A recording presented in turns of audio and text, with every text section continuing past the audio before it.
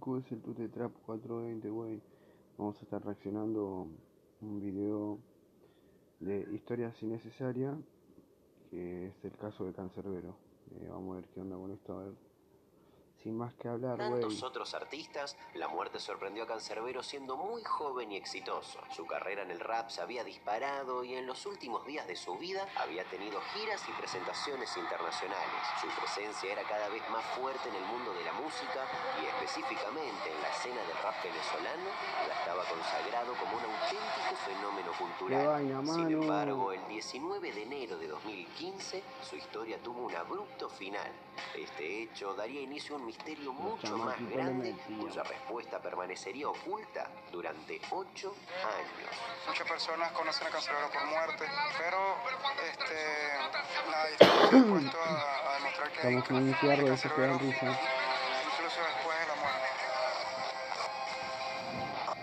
A las 8 de la mañana del 11 de marzo de 1988 pasó algo fundamental para la familia ensamblada que habían formado José Rafael González Ollarves y Leticia Coromoto Orama. Nacía el primer hijo que ambos habían engendrado, a pesar de ya compartir la crianza de otros 5. Decidieron llamarlo Tyron José González.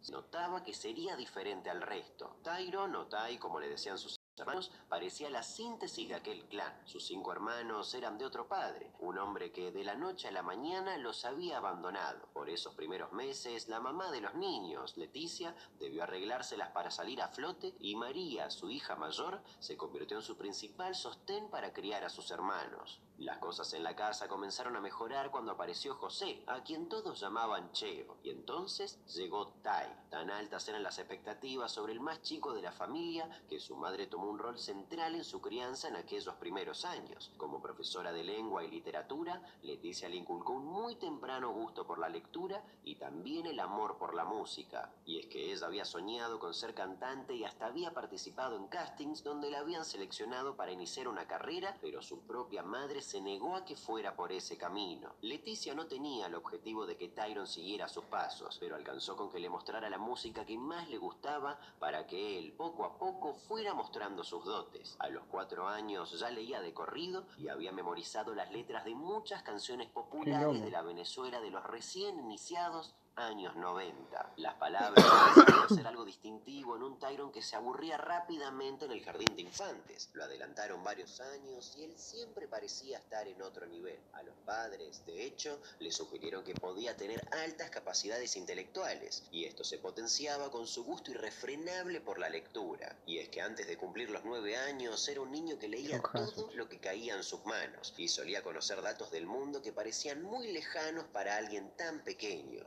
A medida que crecía, el ambiente en el Junquito, ubicado en el municipio Libertador del distrito capital de Venezuela, se fue tornando más y más complejo. Las bandas de delincuentes comenzaban a dominar la zona y los padres de Tyron temían que creciera en un ambiente cruel. Y fue así como decidieron mudarse a Aragua, donde compraron una casa utilizando dinero que José obtuvo por el pago de una indemnización cuando quebró la empresa de bombas hidráulicas en la que trabajaba. Sin embargo, rápidamente los problemas financieros comenzaron a poner contra las cuerdas a la familia. Por su edad y por una vieja lesión que le impedía hacer esfuerzos, José no podía conseguir un nuevo empleo, por lo que decidió empezar a vender helados por las calles con un carrito. Pero en 1997, cuando Tyron tenía 9 años, los verdaderos problemas tocaron a la puerta de la familia. El 19 de diciembre de ese año, su madre, que ya venía con problemas de hipertensión, falleció de un fulminante ataque al corazón.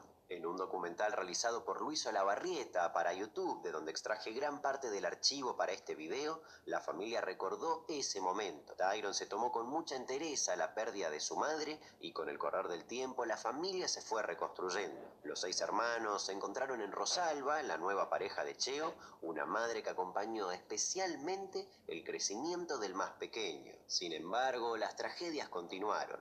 En el año 2000, el único hermano varón de Tyron, 5 años mayor que él, fue asesinado. De este hecho se conocen pocos detalles, pero se sabe que fue interceptado por una pandilla de delincuentes que quería robarle las zapatillas y que al resistirse le dispararon a quemarropa. Al igual que con la pérdida de su mamá, la muerte de su hermano fue un golpe que impactó fuerte en Tyron, pero cuyo duelo atravesó en silencio. Tenía 12 años y su percepción del mundo parecía atravesada totalmente por la muerte, un asunto que gravitaba constantemente a su alrededor. Por esos años se gestaba en la Plaza Bolívar de Maracay una movida que congregaba a cada vez más jóvenes. Se reunían a rapear y poco a poco en esas letras improvisadas se moldeaba un fenómeno cultural con sus propias reglas. Ya desde la segunda mitad de los años 90 el hip hop comenzaba a tomar una forma particular en Venezuela. En Caracas, a 120 kilómetros de distancia, los raperos hablaban de pandillas, de armas y de los habituales problemas sociales de las grandes urbes. En Maracay, y por otro lado, se escribían las primeras líneas de un rap mucho más reflexivo. Tyron se sintió atraído rápidamente Como cuando iban de por todas todo las villas eso. a Puerto Desde los Madero. 11 años había Madero incursionado en Freestyle. el freestyle y en el comienzo de su adolescencia se metió de lleno en la composición de canciones. Algo que llamaba la atención de él era su voz, un tono grave y que él controlaba a su antojo.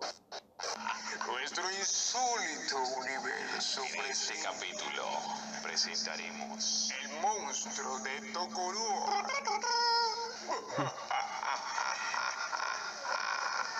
Sus primeros pasos en la música fueron dentro del grupo Códigos de Barrio, que compartió con amigos de la incipiente escena rapera. Todo era muy artesanal. Grababan utilizando pistas gratuitas disponibles en internet y con letras escritas por ellos mismos. Yo ando activo, enemigo, no te vayas a equivocar. Yo vivo, esta llena de enemigos y después no hay testigo que los problemas yo no trato de evitar. Pero mientras tanto había que trabajar. Y fue así que, sin moverse ni un centímetro de su objetivo de ser un cantante influyente, Tyron también tuvo algunos empleos tradicionales. Sirvió hamburguesas y luego trabajó en Benirauto, una empresa de fabricación de automóviles con capitales iraníes. Fue traductor entre empresarios venezolanos y árabes, aunque su nivel de inglés no era tan sofisticado. De hecho, su única práctica era relatar en ese idioma los partidos de fútbol que jugaba con sus amigos en la PlayStation.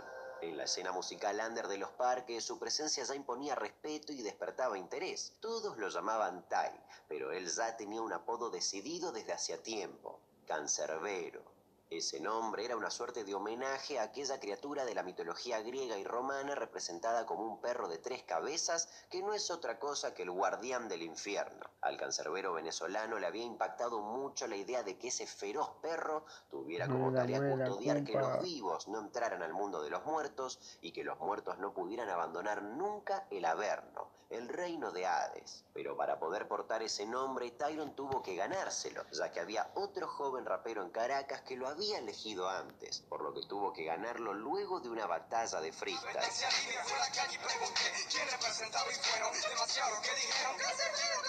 El nombre terminó siendo el último sello que le faltaba a Ty para moldear aquella identidad que tendría a partir de ese momento sobre el escenario. Siempre dijo que Cancerbero era un personaje y solía mencionarlo en tercera persona, pero sus amigos aseguran que él nunca olvidó quién era realmente. Aquellos que conocieron a Tyron mucho antes de que las cosas oscurecieran aseguraban que la meteórica fama El Tute nunca Trap llegó jamás a se va a olvidar obnubilarlo, de pero Matías. sí a inquietarlo. En sus letras, especialmente en sus 2 discos, no por nada llamados Vida y Muerte, se bocetaban aquellas cuestiones que desde hacía años lo obsesionaban. Pero la fama fue algo muy diferente, un laberinto que ni él mismo pudo terminar de descifrar. A medida que Cancerbero fue transitando su fugaz pero intensa carrera en el rap, cada una de sus palabras comenzaron a sonar en una caja No me de acuerdo el nombre del resonancia otro cada chaboncito vez que estaba con mayor. Cancerbero.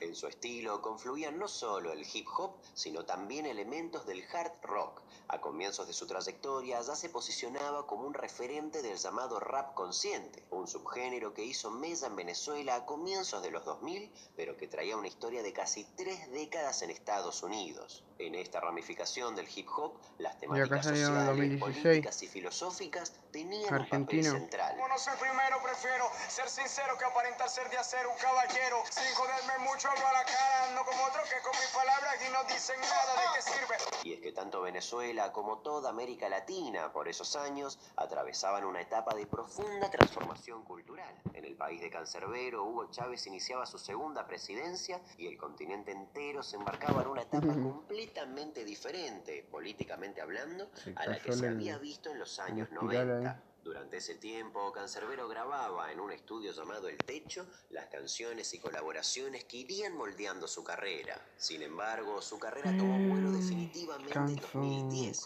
cuando publicó Vida, su primer álbum solista. Era el ladrillo final para aquel universo propio que creaban sus canciones. Para muchos funcionaba a la vez como un manifiesto. Un viaje a la mente de un artista que tenía mucho para decir. Un pueblo calla, una injusticia se comete, dos naciones batallan para probar quién es más fuerte. De pronto, Tai había salido de las calles de Maracay y se abría ante él un mundo que parecía no tener límites. No solo tenía la posibilidad de profesionalizarse, salir de gira y empezar a tener fanáticos, sino también de plasmar todo aquello que rondaba en su cabeza y de lo que Vida era apenas una pequeña muestra. Si tú te pones a ver, en esencia, las religiones, se está predicando amor. Y, en mi opinión, Hay que predicar el amor. puedes saber cuál es el verdadero. No creas en tantas imágenes, hay tantas personas que están predicando un montón de religiones. Primero por el amor propio de una persona, ¿no? Que simplemente no creen en Dios, que está Y después Dos amar años después de ese debut llegó la segunda parte, la incondicionalmente a cualquiera. Muerte. Para muchos seguidores, considerado su mejor trabajo. Ahí transitaba por letras y temáticas más oscuras y tétricas. La canción Jeremías 17:5, por ejemplo, explora temas como la traición, la desconfianza y la naturaleza humana. La referencia bíblica en el título, maldito el hombre que confía en otro hombre, lo dice todo. Que la sucia venganza mate el alma y la envenena, pero cuando de traición se trata, sí, vale la pena. Cancerbero siempre se había mostrado como un muchacho tranquilo, de carácter más bien aplacado, y eso quedaba demostrado en la mayoría de las entrevistas que daba en televisión y donde la presión de ser famoso no parecía tenerlo nervioso ni preocupado. No he aprendido, no es que no he aprendido, no me nace esa actitud de artista, ¿sabes? De esa gente que es demasiado carismática con la gente, no me cuesta. Siempre estoy como que tímido cuando veo tanta gente, suelo ser introvertido y porque es todavía extraño para mí esta situación. Poco a poco me he ido entendiendo que fue lo que elegí para vivir y así voy a morir. Ahí está todo mi concepto, vida y muerte. Después de esto ya es bonus. Ya después de todo lo que saque para acá es bonus. Creo que ya puedo morirme tranquilo. Aquellos que lo conocían mejor sí veían algo extraño que se avecinaba. Tyron estaba intranquilo. Sobre el escenario parecía devorarlo todo, pero en cuanto bajaba y volvía a ser él mismo, una sombra caía sobre sus hombros. Las giras por distintos países de América Latina, que estaban maravillados con sus versos, lo tenían atareado y enfocado en una carrera que crecía a pasos agigantados.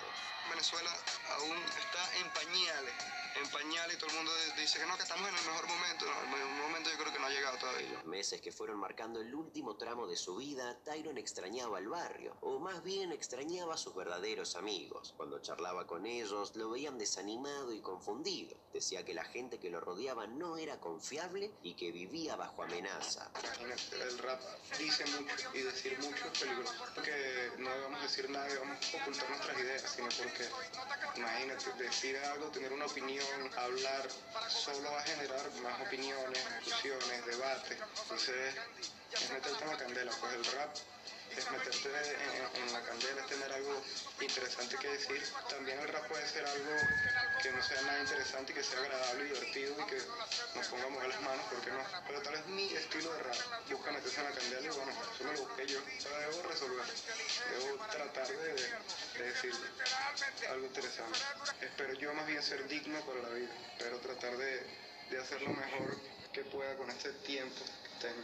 Y ya, tal vez no espero nada de la vida, sino espero yo ser digno y haber vivido. Sus amigos no sabían en qué punto exacto se trazaba el límite entre lo real y la paranoia, pero nunca notaron en él algo que les hiciera preocuparse por su salud mental. Tyron era estable y coherente, pero tenía un miedo innegable. De la violencia, porque yo creo que es tiempo de poner un parado, de decir que estamos en contra de la violencia, ya basta. Todo el que tenga dos dedos de frente y un poco de sensibilidad comprenderá que es una causa noble, por lo menos decir que estamos en contra de esto, soñar con que por lo menos por un día, fíjese que poco, ¿no? Por un día no va a morir alguien de manera violenta, no sé.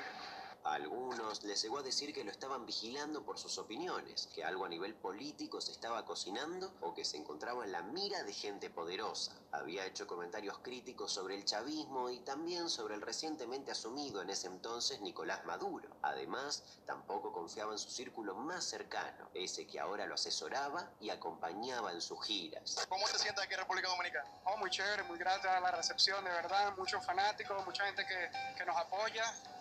¿Tú sabías que hay un artista urbano que se llama Énfasis que te hizo ustedes en Venezuela dicen le lanzan, te hizo una tiradera en la que él dice que tú eres satánico? ¿Qué tú tienes que decir sobre eso? No conozco Énfasis. Un saludo a Julio Herrera y a todo el mundo del programa Julio en la Calle, de parte de Cancerbero de RD. Paz. Es cierto que a los poderosos les gusta más el reggaetón. ¿Por qué a los poderosos les gusta más el reggaetón? Porque los molesta menos, aunque apuntan lo contrario. Porque para ellos es más fácil tener a la gente bailando y distraído. Me gusta meter el dedo en la llaga. Me gusta decir lo que la gente no se atreve a decir. Me gusta tocar esos temas que molestan a los poderosos, que esos temas casi nunca son bailables. En diciembre de 2014, Cancerbero viajó a Argentina para brindar el que pasaría a ser su último recital. En el marco de esa San gira, Justo, amigo, cómo me lo perdí. entrevista. Mal ahí. Hobby, empezamos Todo por estar enganchado un amigo en drogas. y subimos los temas a las redes sociales, la gente empezó a compartirlos, nos empezaron a invitar a pequeños eventos locales, a algún barcitos, empezamos a reunir más seguidores y bueno, dejamos de pedir para cantar. Me cuesta mucho cuando voy a los medios de comunicación y me piden un tema que se pueda oír en los medios, ¿no? Porque sinceramente cuando lo escribí no concebí que iba a estar en los medios. Y 2 días después, el show.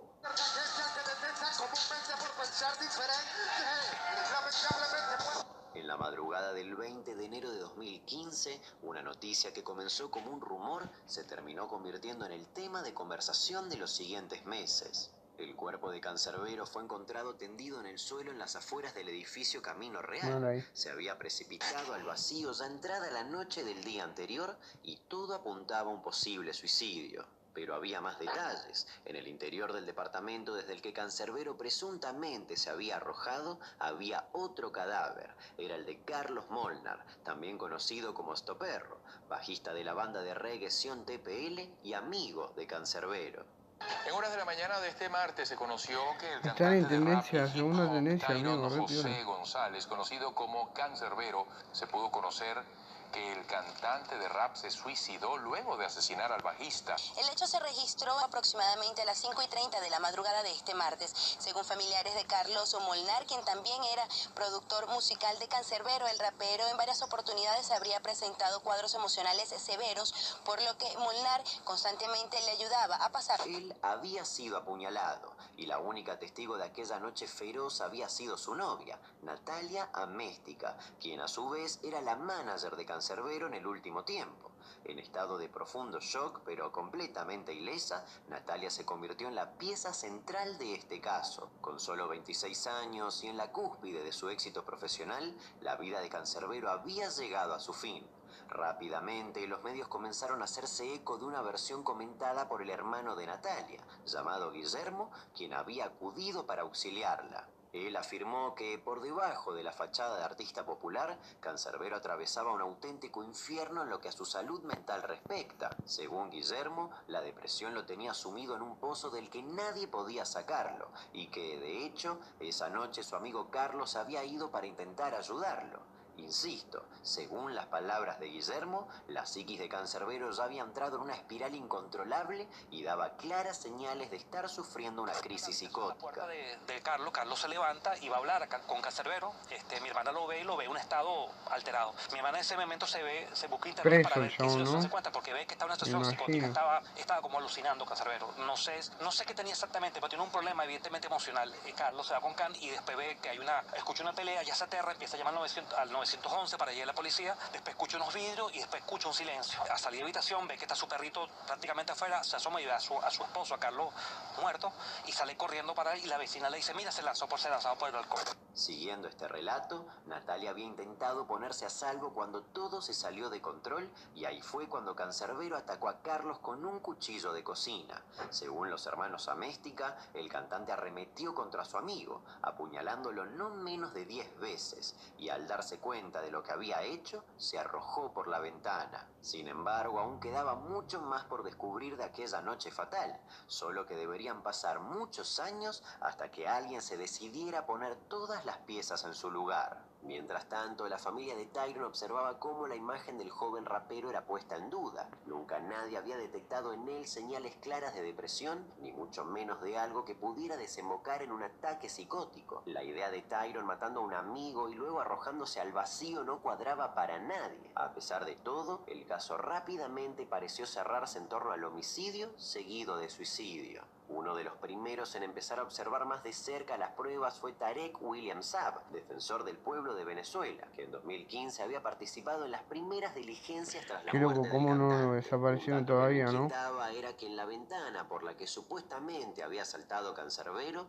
había un sistema de ventilación conocido como romanillas, que habían sido quitadas antes de que el joven supuestamente se arrojara. Y considerando que se encontraba bajo un supuesto brote psicótico y a punto de acabar con su vida, el esfuerzo que implicaba quitarlas no parecía coincidir con la desesperación de esos últimos minutos. Y lo más curioso era que alguien había vuelto a colocarlas. La familia de Cancerbero se mantuvo en contacto con Saab incluso después de que el caso pareciera quedar resuelto. Y ya con la tranquilidad de no tener encima el intenso y agotador asedio de la prensa, fueron elaborando un cuadro mucho más detallado de la escena. La investigación estaba salpicada de irregularidades y cabos sueltos. No se había hecho una reconstrucción de la caída y no se había exhumado el cuerpo de Tyron para corroborar algunos puntos poco claros de la autopsia. Además, la testigo clave, Natalia, había abandonado Venezuela poco después de la tragedia para regresar a su Chile natal.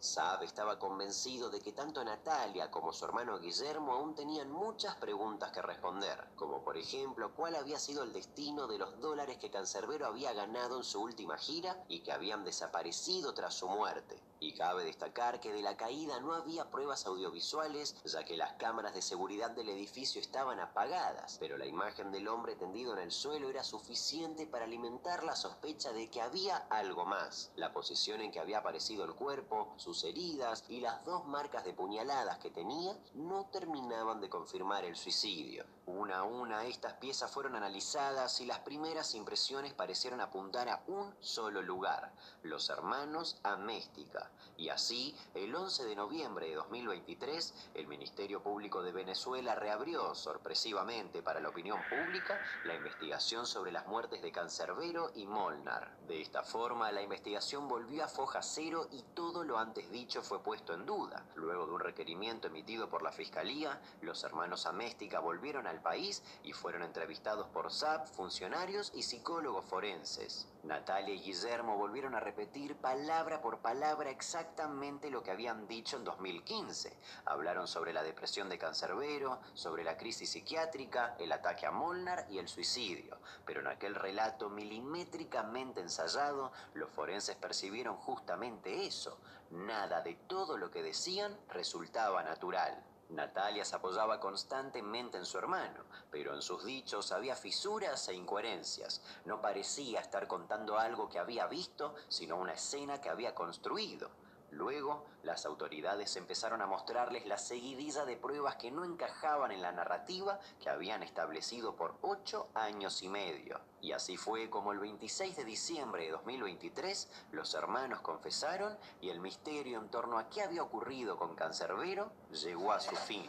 Para confesarme públicamente de mi responsabilidad con el doble homicidio de Carlos Molnar y Tyron González Cancerbero. El problema empezó en Chile cuando en plena gira supe que no iba a recibir pago por parte de Carlos. Yo quería que me pagaran los pasajes que había comprado más un porcentaje por haber hecho la organización de dicha gira. También se dio que Tyron nos expresó de que no quería que lo manejáramos, que lo manejara yo como manager. Eso me dolió mucho y quedé con mucho sufrimiento interno por el desprecio y que no fui considerada como manager. ni como organizadora de esta gira. Hasta que mi hermana me llama a decirme que ocurrió una desgracia. En un estado de efervescencia, ella apuñala a Carlos y a Cancerbero. Carlos en la cocina y Cancerbero en el sofá. Y me dice que necesita que la apoye, necesita ayuda. Yo me dirijo para allá busco ayuda de unos funcionarios para poder ayudarla a solventar el hecho. Al llegar, había que preparar todas las circunstancias, de lo cual incluía colocar a Carlos en una mejor posición y colocarle unas puñaladas adicionales para hacer creer que era un caso de suicidio-homicidio. Y preparar la figura de Cancerbero, que era trasladarlo del sofá hacia la cocina, golpearle la cara como una especie de que hubo un enfrentamiento, terminó asesinándolo y después, por esas circunstancias, se mata. Mi hermana, en su estado de shock, me dice que lamentablemente ella está viviendo una circunstancia que todo era un móvil en cierta forma pasional, y le pareció la película Atracción Fatal, que tomó como una especie de base para la situación ocurrida. Esperamos la hora precisa para lanzar a Tyron. Mi hermana me ayuda, ya los otros funcionarios se han ido. Entre los dos levantamos el cadáver, yo lo levanto, ella me ayuda con los pies y lo lanzamos. Su móvil era muy simple, el rencor y la ambición. Natalia sentía que tanto su novio como Cancerbero la estaban dejando de lado, no valoraban su trabajo y que muy pronto el rapero decidiría apartarla de su lado. Además de que tanto ella como Guillermo reclamaban los miles de dólares reunidos en la gira de diciembre. En ese momento, la idea de vengarse de ambos empezó a tomar forma. Aquella noche fatal, Natalia les habría administrado Alpram, un medicamento para la ansiedad y los ataques de pánico que rápidamente comenzó a adormecerlos. De hecho, Cancerbero se echó a descansar en el sillón mientras Molnar iba a la cocina, ya con los reflejos muy disminuidos por la droga. En ese momento, Natalia estaba picando unas verduras y en cuanto lo vio acercarse tambaleándose, tomó un cuchillo y lo apuñaló en la yugular. Carlos murió a los pocos minutos, pero Cancerbero, aunque somnoliento, lo había visto todo. Natalia fue hasta él y le dio 2 puñaladas en el costado del torso. Nerviosa y casi fuera de sí, pero totalmente consciente de lo que había hecho, Natalia llamó a su hermano y le pidió que la ayudara. Según los hermanos Améstica, Guillermo llegó al departamento acompañado por 3 funcionarios del Servicio Bolivariano de Inteligencia Nacional, quienes le explicaron qué debían hacer para hacer pasar la escena por un homicidio seguido de suicidio. Según sus propias palabras, los hermanos apuñalaron varias veces más a Carlos para que pareciera un ataque de ira de Cancerbero. Luego arrojaron a este último ellos mismos por la ventana. De esa forma se fue construyendo la teoría del suicidio, avalada en un comienzo por la investigación oficial. Busco a 3 personas que conocía, funcionarios, los llamo y cuadramos para vernos en el apartamento de mi hermana, justamente a las 12. Estas 3 personas fueron especialmente para asesorarnos en qué es lo que podíamos hacer y con el procedimiento. Inmediatamente se procedió a formar la escena del suicidio. Lo que aún no quedó del todo aclarado fue cómo consiguió Guillermo tener el apoyo de aquellos agentes que lo ayudaron a encubrir el doble crimen. A pesar de eso, el destino ya estaba sellado para los hermanos Améstica. En febrero de 2024, tras someterse a un juicio breve y express debido a su confesión, Natalia y Guillermo fueron condenados a 25 años de prisión cada uno. Fueron acusados de los delitos de homicidio calificado con alevosía y por motivo fútil en grado de coautoría, obstrucción a la administración de justicia, simulación de hecho punible, falsa atestación ante funcionario público y asociación para delinquir. En un principio se esperaba la condena máxima, 30 años, pero la rebaja fue una suerte de beneficio ante la confesión de los hermanos que permitió por fin ponerle un cierre al misterio. Sin embargo, el caso siguió su curso porque aún quedaba por determinar el rol de los agentes que modificaron la escena. Cancerbero fue un estudiante sobresaliente y bastante genial todo lo que llevó a cabo.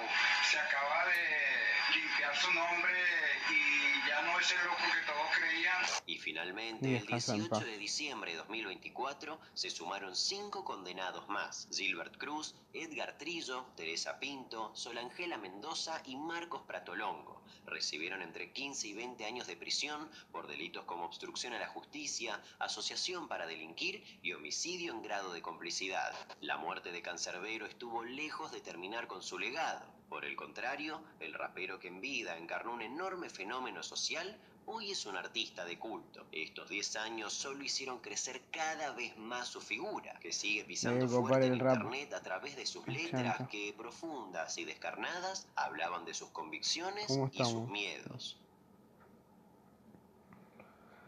Es el Tute Trap reaccionando a Historia Necesaria, la historia de Cancerbero. Nos vemos, loco. Paz y amor. Tengo que